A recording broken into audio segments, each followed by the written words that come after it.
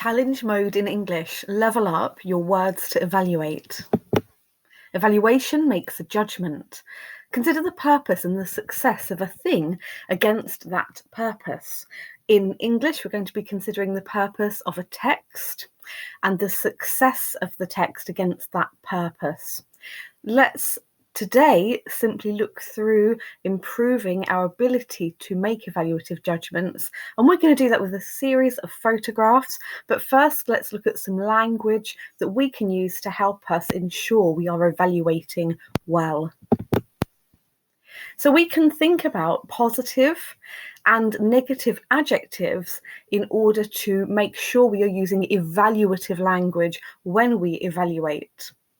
Positive words like impressive, you're impressed with something, with how the writer's done something. Persuasive, that somebody has managed to convince or persuade. That something is valid, that means it's correct and relevant. That something is useful. That something is successful in how it's been done. That something is relevant, again, relevant, pertinent, valid to the thing it's supposed to be doing. That something is effective in how it's been done, that it works. I've put effective twice. That's because it's so effective. It works. That something is strong and that something is informative. These are all positive adjectives that we could use to evaluate. Now, if we need to be a little more negative because we're not sure that something is achieving what it should be achieving, then we could say it is unsuccessful. We could say it's limited. Perhaps the focus is limited in terms of being successful. We could say that some of the points being made are irrelevant to the purpose. We could say some of the elements that are included are unnecessary. We could say that something is unrealistic, something being said is not realistic, or that there's a clear bias that makes something not very valid. If we're biased, remember, it means that we are leaning very strongly towards one point of view. And sometimes if that's really obvious to a reader, or they're going to sort of say, well, actually, this doesn't really work. Is something controversial? They're saying something that really would be considered maybe quite extreme in what they're saying. They're making a point that is controversial, that people would really argue about. Or the judgment that they're giving is questionable. So these are all negative adjectives that potentially you could use. Now, there's also evaluative verbs.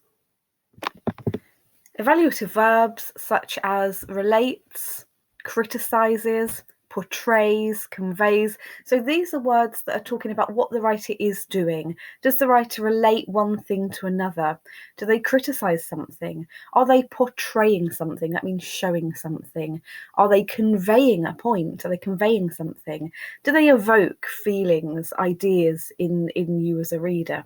Do they explain something well? Do they persuade or inform? Or are they making a recommendation? So what are they trying to do?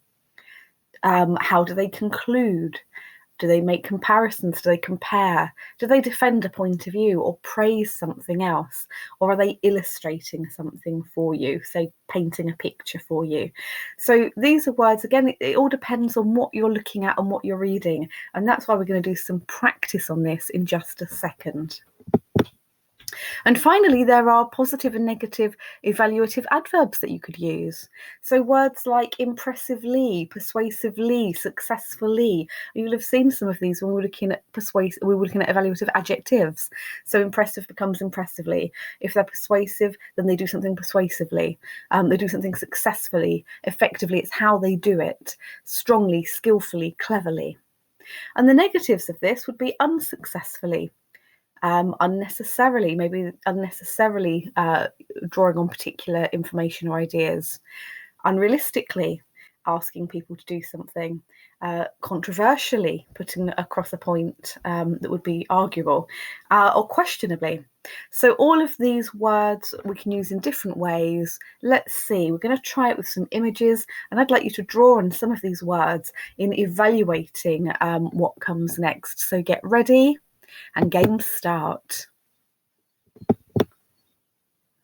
Okay, this photograph persuades us that city living is exciting. The photograph persuades us that city living is exciting. Please now spend some time and see if you can use some evaluative words and make some evaluative judgments. Does this photograph persuade us that city living is exciting?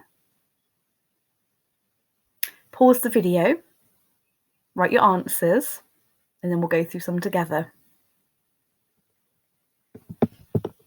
Okay, so here are some answers that I've come up with. And again, these are just some ideas. Remember, everybody perceives things differently. So we can come up with different ideas that are still valid, as long as they're justified. Let's have a look. So here we're evaluating, remember, that city living is made to look exciting in this picture. So I first of all highlighted some areas of the picture for myself that I thought made city living look exciting. So I've got the billboards.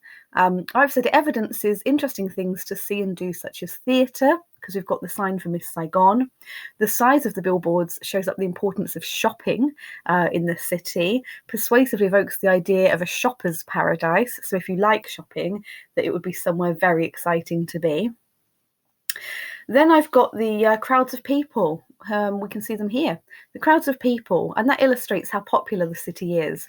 This is very persuasive because otherwise, if you're not there, are you missing out? And then yellow taxi cabs. Now, these are famous in the movies, aren't they? You see them in the movies, the yellow taxi cabs. They're synonymous. They're famous for being New York City taxi cabs. So featuring this evokes the feeling of excitement in the person viewing, that it evokes the excitement of New York City. Now, you could say something quite different, and again, it's all about basing your judgment on evidence. Okay, let's try another one. So are you ready? Game start. As we look at this video, this is the statement. The video informs you about butterflies. Well, does the video inform you about butterflies? What do you think? So again, drawing on some of that evaluative language that we've talked about already. Can you use any of that evaluative language to evaluate this video? And again, I suggest that you pause the video and then we'll go through some answers together. Okay, we're going to look at some answers together. So here, from my point of view, I've said the video beautifully illustrates. So beautifully and illustrates. I've got that evaluative language. One butterfly eating nectar. And it should say from a plant. Oops, okay, eating nectar from a plant. Now I'm going to say the focus is limited though. Okay, so I'm being a bit more critical. The focus is limited to one individual butterfly. So while it does inform about butterflies, it is limited in its focus. The video does successfully inform that the butterfly can fly and that it eats nectar from plants. So, we can see its wings, we can see it eating nectar. That's what we can get from this video. And I'm going to say the video successfully illustrates the beautiful patterns on the butterfly's wings, because we see those beautiful patterns right in front of us. So we know it can fly, we know it has wings, we know it eats nectar, but it is very limited in focus to one particular butterfly. So when we come to using evaluative language to evaluate a text, this is how we do it. We try and think of the relevant words, and they're just there not to hold you back, but just to support and help you.